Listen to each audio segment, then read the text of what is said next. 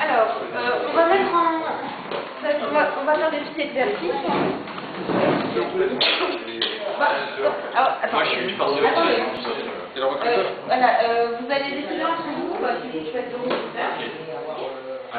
Donc, on va faire des faux entretiens d'embauche, bien sûr.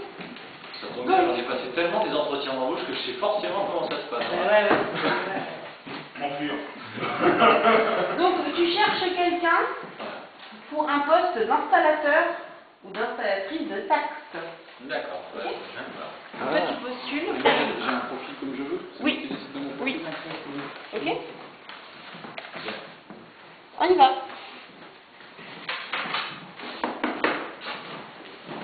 C'est long. Ouais. Bonjour monsieur. Bonjour. Salut.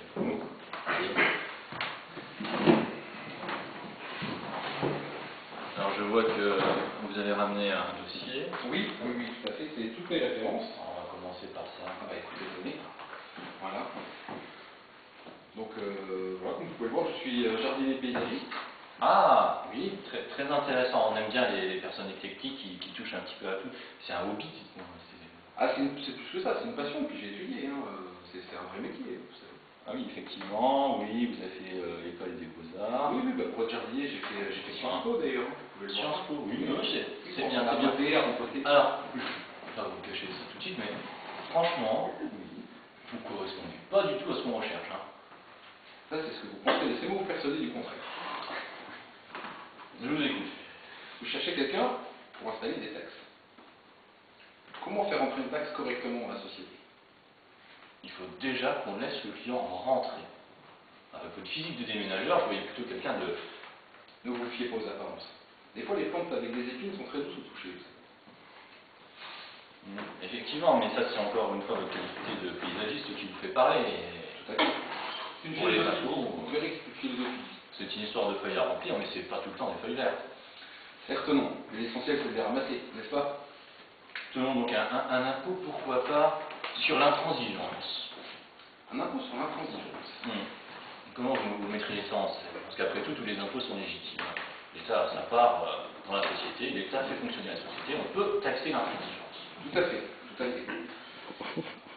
Déjà, entre nous, ça va coûter très cher. Mais bon, ceci dit, voyons, il faut élaborer un plan d'action en 3 phases. Première phase, on plante. Deuxième phase, on arrose, on laisse pousser. Troisième phase, on récolte. Non, plutôt à la phase de pousser. Vous voyez plutôt ça par palier ou progressivement? Comme d'habitude, il faut échelonner. Je dirais qu'à partir de 60% d'intransigeance, il faudrait commencer à taxer à 75% du salaire brut. Vous voyez plutôt une course en terrasse ou plutôt en espalier? Je dirais que tout dépend si on est sur de la profession libérale ou sur du fonctionnaire. Moi, ce qui m'a toujours intéressé, c'est la culture en terrasse dans le sud méditerranéen. Je me disais qu'on pourrait peut-être cibler plutôt les impôts sur le fait régionaliste plutôt qu'un impôt national. Si je peux me permettre, si vous voulez taxer les terrasses dans le sud de la France, taxez plutôt le pastis. C'est-à-dire que je suis aussi au service de l'État et que le but du jeu, c'est que l'État se fasse réélire. L'État doit rester en place. En tant que représentant, nous ne pouvons pas nous permettre de faire passer n'importe quoi. Tout à fait. C'est pour ça qu'il faut vraiment le faire passer en douce.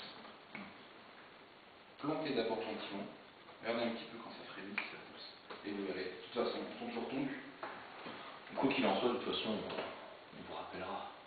Écoutez, j'attends votre appel.